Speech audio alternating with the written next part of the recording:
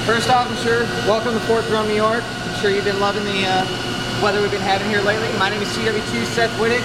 I'm a maintenance test pilot here at Charlie Troop 66 CAD. See in front of you is an OH-58 Delta. It's a scout attack helicopter. Our mission out there is we go out and we find the bad man.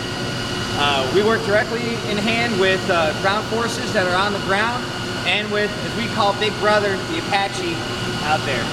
We'll go out there, conduct reconnaissance, where we can actually go out there and see actions that are out there on the ground. We can find personnel, we can find equipment out there, and we can report it up to higher. The Kiowa is a two-person aircraft. As you can see, these sit side by side. It's not a very big airframe like the Apache where you have room for days, you can stretch out. We're in there pretty tight, so because of that, since we are so small, think of it as like little aircraft, big sky.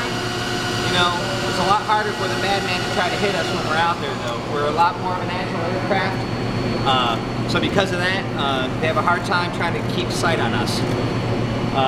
We'll always fly with the wingman when we're out in combat, so that way if one of us gets in trouble, our wingman can help us out. We have a variety of different weapon systems we can have on our aircraft. As you see on the right side of the aircraft, you see a rocket pod. That's a 2 3/4 inch rockets that we can shoot in there. We can shoot both high explosive rockets on there and anti-personnel type rockets called Pichettes.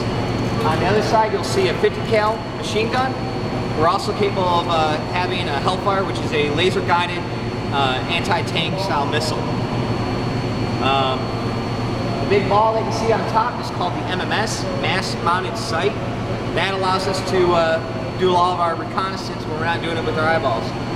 There's 2 sensors inside of it. One of them is a daytime TV, which allows you to see daytime type stuff. The other one is a TIS, a thermal imaging system. So it allows us to pick up the heat signatures and the differentiation between warm body versus the surrounding cooler temperatures that are out there.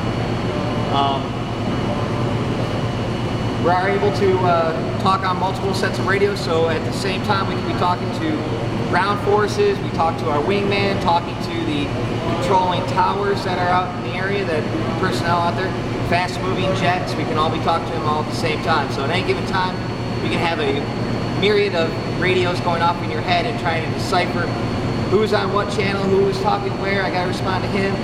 But after a certain length of time, you start getting to the point where like, oh yeah, I can do it all in one shot. So at this point, any initial questions?